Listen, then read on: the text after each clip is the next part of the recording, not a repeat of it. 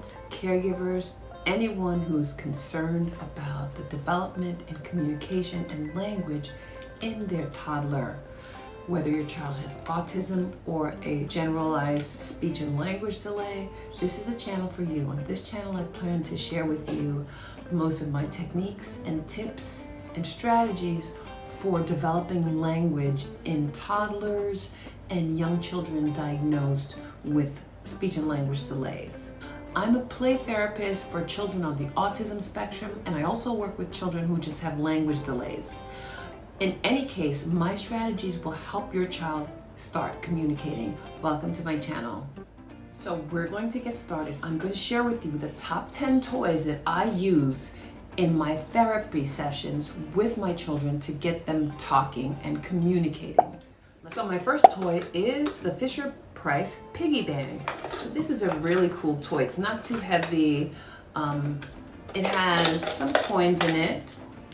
And I don't really use them for counting. I use them for pointing and labeling and requesting. It's fun. The child can turn it on, make sounds. Let's have some fun. And it also repeats one of the words that I want my children to say, which is open. So when you open the door, it says, Open. I love that. And then you push the pig's nose and it makes a sound. That's my nose. He labels his nose. Really cool toy. I recommend this for parents who are just getting started, or even for therapists who need to get their children speaking and requesting.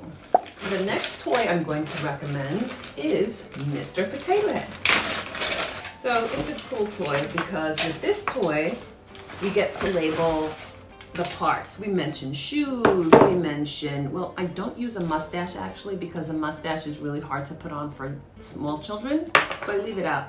But we learn body parts, we learn hat, arms, eyes, nose, mouth, ears. I wouldn't recommend that you purchase the ones that are Mrs. Potato Head that has all of the millions of parts because that just gets them distracted. I like the simple basic one with just the bare minimum amount of parts. So we have the eyes, the nose, the mouth, the ears, the hat, the arms, and the feet, and the glasses. And that's it. And the third toy I recommend are Mega Bloks. Some people call them Legos. They're not Legos. They're actually Mega Bloks. I'll put a link in the description.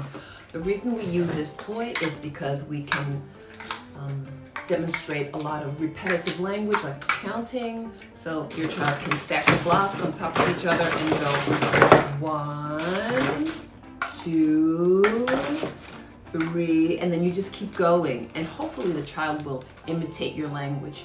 And this is really good for coordination. It's good for building patience, joint attention, so many things that we need to get your children speaking. Next toy that I recommend is PlayDoh. I love the smell of PlayDoh. I like that it's non-toxic. I like that it's easy to manipulate. We use this to develop their fine motor skills and a lot of pretend play. So Play-Doh is really important. And my next toy that I recommend is a Pegboard. It's a very simple one. It's almost like the material of a yoga mat, except it's much thicker. And basically the pegs look like this. They're colorful pegs, and the child grasps them and puts them in. Again, we can stack them up this way. We can spread them out, and we can do lots with it. And then at the end, we can pretend that it's a birthday cake, blow out the candles.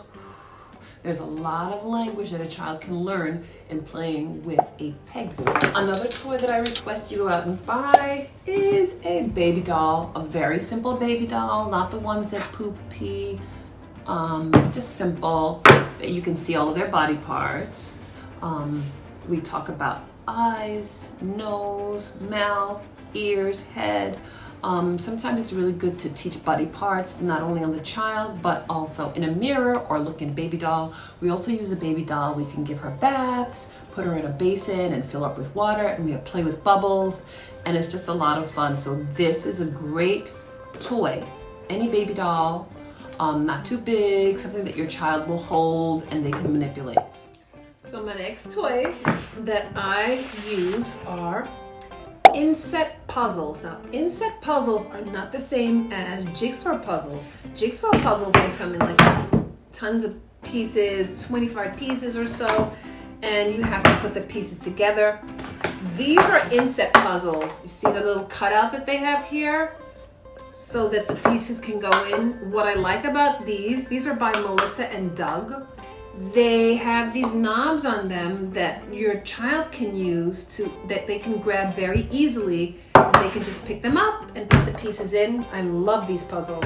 Then there are puzzles, these also happen to be by Melissa and Doug. They are also inset puzzles because you can see they have the little cutout here for the piece to go in.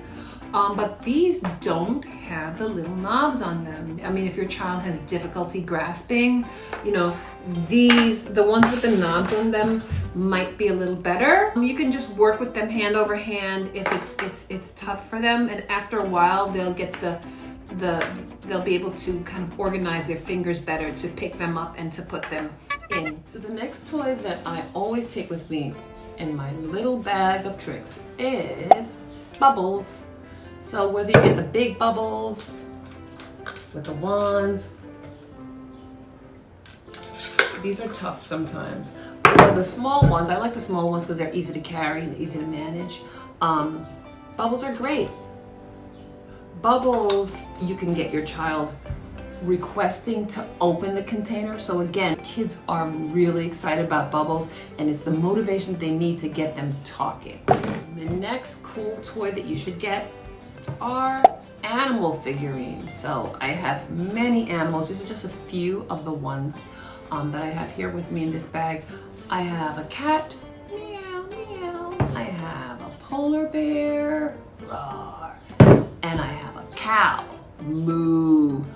I'm gonna put a link in the description to the specific ones that I'm going to be using in my live therapy session that I want you to get a hold of before we get started so that we are on the same page when we're doing our therapy session. But these are great because the kids get to learn the animal sounds, learn the names of the animals, and they start to imitate the sounds. And imitating sounds are very important when we're teaching language and communication. So please get your animal figurines. Books. Now, any books are great. Books that you can sit down and read to your child. If your child is trying to commandeer the book and won't let you read it and you can't get a story through, we want to start with labeling books. This is a great book. This is called My First 100 Words. And in this book I use for developing the vocabulary, letting the child allow me to sit and read with them. I may not be able to do it for the entire length of the book, but at least we can flip through it and I point to things in the book. I love this book. It's by a publisher called Pretty Books.